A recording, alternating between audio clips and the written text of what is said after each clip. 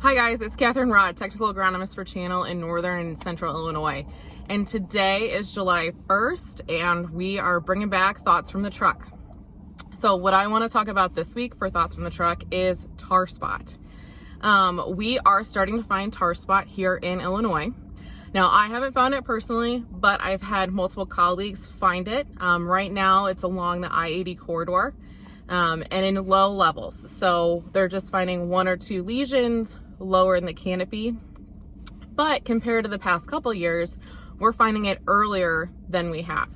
So things to think about. Right now, I'm not overly concerned about it, but because we're finding it this early, we need to start thinking about fungicide applications. So as we think about that, and let's think about tar spot, the environmental conditions for tar spot. So tar spot likes extended leaf wetness, so water on the leaf for 7+ hours. It likes mild temperatures, 60 to 75-ish degrees Fahrenheit, and it likes high humidity.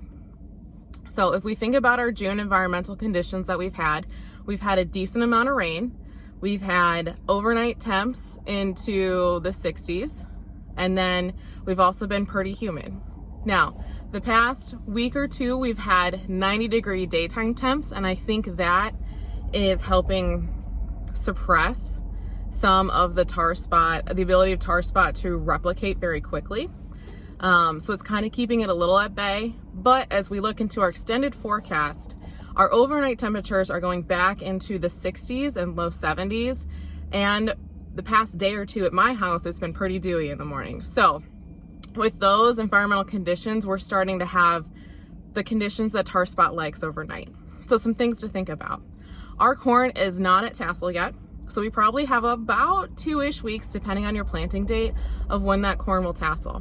Normally, I recommend, and in this situation, I'm still going to recommend a VTR1 fungicide application timing. Now, the universities have had done multiple years of fungicide application timings for tar spot. Right now, the VTR1 looks the best. And they recommend a 2 mode of action product or a 3 mode of action product. So Bayer has 2 options for you. A Delaro is a 2 mode of action product and Delaro Complete is a 3 mode of action product. In this situation, where we are with growth stage, environmental conditions, still have about a week and a half, 2 weeks to tassel. My recommendation right now is to do the Delaro Complete, the 3 mode of action product. And with the Delaro Complete, there's a rate range, and I would be on the higher end of that rate range. With the 3-way mode of action and the higher rate range, I am trying to extend the residual of that product as long as possible. So normally I would get about 28 days. So I'm hoping from my fungicide application, I have a residual cover for about 28 days.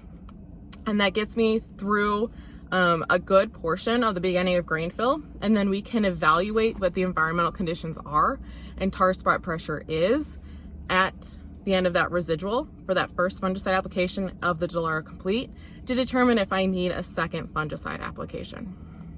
So while we're not there yet, it's now time to start thinking about the fungicide application and start penciling out and seeing what products are available. So that's my quick thoughts from the truck for July 1st. Tar spot is here, and we need to start thinking about prepping for a fungicide application at that VTR1 timeframe with a multiple mode of action fungicide. So if you have any questions, feel free to reach out. Otherwise, have a great rest of your week.